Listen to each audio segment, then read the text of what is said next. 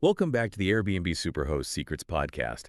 You know, we're here to help you unlock the secrets to becoming a top-rated host. And today we're going to be diving into a topic that can really, I think, make your listings stand out from the crowd. Absolutely. And we're talking about breakfast. But not just, any old breakfast. Mm. We're going to explore how to turn breakfast into a memorable experience for your guests and a secret weapon in your hosting arsenal. Yeah, I think what's so interesting about breakfast is, it's not a requirement for Airbnb hosts. It's not one of those like must-haves, but it is such a good opportunity to go above and beyond for your guests and exceed their expectations and just kind of leave that lasting positive impression. Yeah, totally. I think that's so true. But let's be real for a second. For those of us juggling busy lives already, the thought of whipping up gourmet breakfast every morning might feel a little daunting. Yeah, I feel that. So where do we even begin? Well, you're absolutely right. It's all about finding that breakfast strategy that really aligns with you as a host, with your lifestyle, with your resources, and the kind of experience that you want to create for your guests. And I think a really good first step is just being crystal clear in your listing description. Okay, listing clarity. I'm writing that down. But how specific do we need to be here? Is it enough to just say breakfast included, or should we be listing, every single item that's on offer? Yeah, I think, just like with any other aspect of your listing, you want to be upfront and transparent with your guests. Think of your listing description as a preview of what guests can expect when they stay at your place.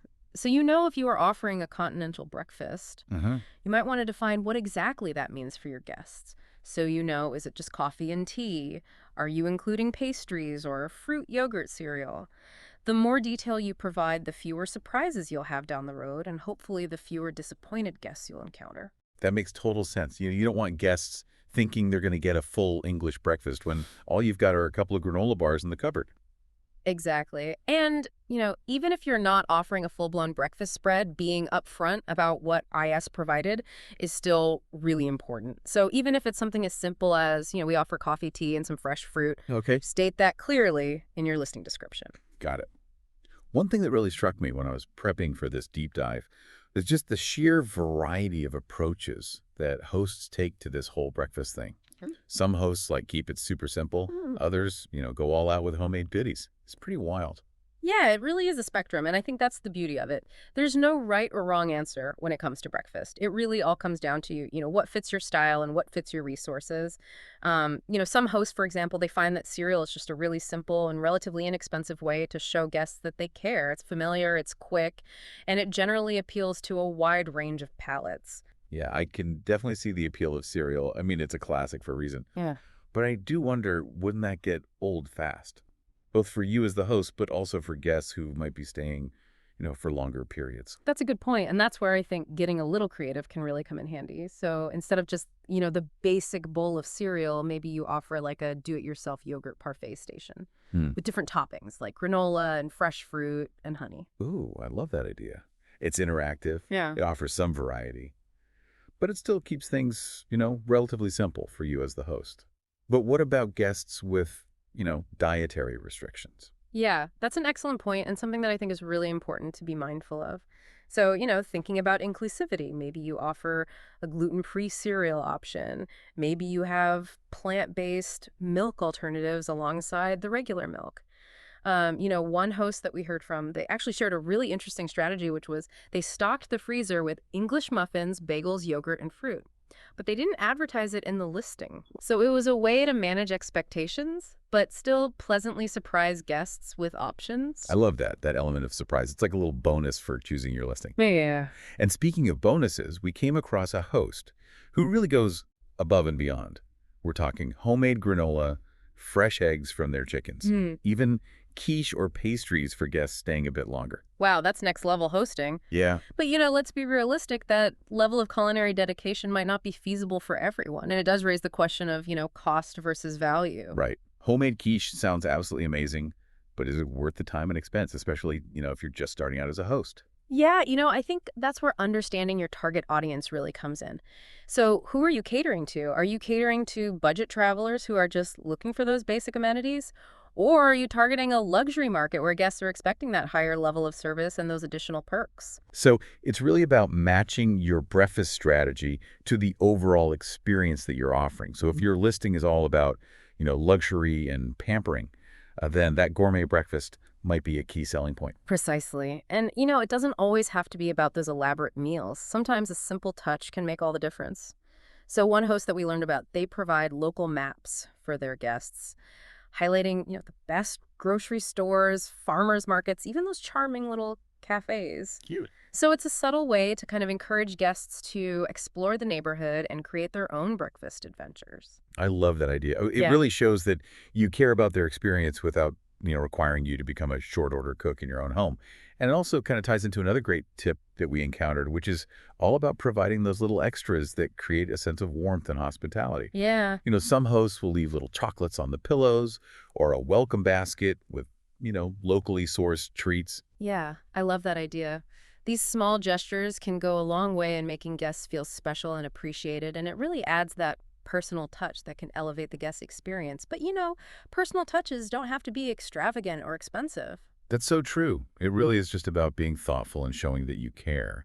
But while we're on the topic of thoughtful touches, what about guests who have specific breakfast preferences Yeah. or even worse, Mhm. strong dislikes? Like what if Yeah. someone messages you and says, "Hey, I really need cereal every morning." But your listing clearly states you only offer coffee, tea, and fruit. That's where things can get a little tricky. And that's exactly what we're going to be diving into next. Stay tuned. Welcome back to the show. Before the break, we were just talking about how to really wow your guests with some unique and inspiring breakfast strategies. Yeah, and I love that. We were also talking about the importance of being upfront and detailed in your listing description so that Right. everyone's, on the same page about what to expect. But what happens when a guest throws you a bit of a curveball? Let's say they message you asking for cereal, but your listing clearly states you offer coffee, tea, and a selection of fresh fruit. How do you handle that? Right. You want to be accommodating and make your guests feel welcome, but at the same time, you need to stick to those boundaries that you've set in your listing. Yeah. I think open communication is key here, Okay. but with a gentle reminder of, what is and isn't included.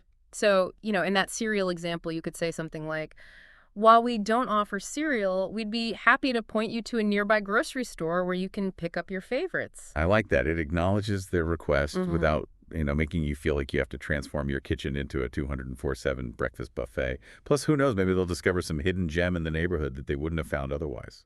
Yeah, exactly. And it ties back to that idea of, encouraging guests to explore the local area a little bit. I love that. So we've covered listing clarity and communication. What are some other potential pitfalls that hosts should be aware of when it comes to breakfast? One thing that I think sometimes gets overlooked is the issue of food waste. And we actually came across a host who mentioned that they avoid offering cereal for this very reason. Well, that's interesting. Guests might not eat everything they pour, or they might have dietary restrictions that aren't met by the options provided. Yeah, that makes sense. And, beyond the ethical aspect of it, it also just makes good business sense. The less you're throwing away, the lower your costs are going to be. Hmm. So what are some steps that hosts can take to be more sustainable when it comes to breakfast? Well, there are a lot of things you can do. First, think about your servingware. Could you use reusable dishes and cutlery instead of disposable ones? Even if you don't have a full dishwasher, a simple dishwashing station can really go a long way. Such a good idea. And it really aligns with, that whole eco-conscious trend that we're seeing more and more with travelers these days. Absolutely. Another tip is to try to source locally whenever possible. So if you have a farmer's market nearby, maybe you could feature fresh local fruit instead of, supermarket produce that's traveled who knows how many miles. Right. It's more sustainable and it adds a unique local touch that I think guests really appreciate. Totally. And if you're feeling really ambitious, maybe you could even offer homemade jams or honey from, local producers. Yeah, you're talking. But, for those of us who aren't quite ready to, fully embrace the homesteading life, Hmm. what are some other less intensive ways to minimize waste? Well, portion control can be a really simple but effective strategy. So instead of putting out a huge box of cereal that might get stale, you could offer individual servings in, reusable containers. Or instead of leaving an entire loaf of bread out, you could offer a selection of pre-sliced portions. Those are great tips. It's all about being mindful, right? Thinking about the resources that are involved and how we can, minimize our impact. But let's shift gears for a second. We've talked a lot about the practicalities of breakfast, the what and the how. But what about the why? How can we as hosts use breakfast to create a more welcoming and memorable experience for our guests? That's where the magic of hospitality really comes in. And it often comes down to those seemingly small personal touches that create a warm and inviting atmosphere. So it's about going beyond just the food itself and adding those little extras that show you've really put some thought and care into their stay. Exactly. It could be as simple as, a handwritten welcome note on the kitchen counter, wishing them a good morning and suggesting a nearby cafe they might enjoy. Or maybe you have like a signature welcome drink, something refreshing like homemade lemonade in the summer, or a spiced cider in the winter. It doesn't have to be complicated or expensive. It's about creating that sense of connection. It's funny how those small gestures can have such a big impact. They really do show that you're going the extra mile. We actually heard from one host who simply placed a small bowl of fresh fruit on the kitchen counter every morning, and guests consistently raved about it in their reviews. It's amazing, right, how those small acts of kindness can make such a difference. It really speaks to the heart of hospitality. So we've covered a lot of ground here. Everything from, listing clarity and communication to managing expectations and embracing sustainable practices, Mhm. all while, weaving in those special personal touches. What's the key message you want our listeners to take away from this deep dive? I think the biggest takeaway is that there's no one-size-fits-all approach when it comes to breakfast. The best strategy is the one that aligns with you as a host. Your budget, the kind of experience you want to create, and the resources you have available. So don't be afraid to experiment. Try different approaches and see what resonates with your guests. And remember, breakfast is just one piece of the puzzle when it comes to creating an exceptional Airbnb experience. But when done right, it can really leave a lasting impression. Absolutely, and sometimes that positive first impression at the breakfast table can set the tone for a truly memorable stay. Speaking of memorable, what if we took this whole idea of breakfast and turned it into something truly extraordinary? What if breakfast wasn't just a meal, but an experience in itself? Ooh, now that sounds intriguing. Tell me more. All right. So we're back, and I am so ready to hear more about this idea of breakfast as an experience. Yeah, so we've been talking a lot about, breakfast as a way to kind of like enhance the guest experience. But what if we kind of flipped the script a little bit and thought about how to make breakfast the main attraction? Okay, I'm all in. Paint me a picture here. What does this breakfast experience look like? All right, so picture this. Instead of just, offering like a basic breakfast spread, you create like a themed breakfast centered around, the local cuisine. So maybe it's like a Southern style breakfast with, grits and biscuits and all the fixings. Ooh, yeah. Or a Mediterranean spread with like fresh hummus and olives and feta. I love that. It's such a cool way to immerse your guests in the local culture. From the moment they wake up. It could be like a real differentiator for your listing.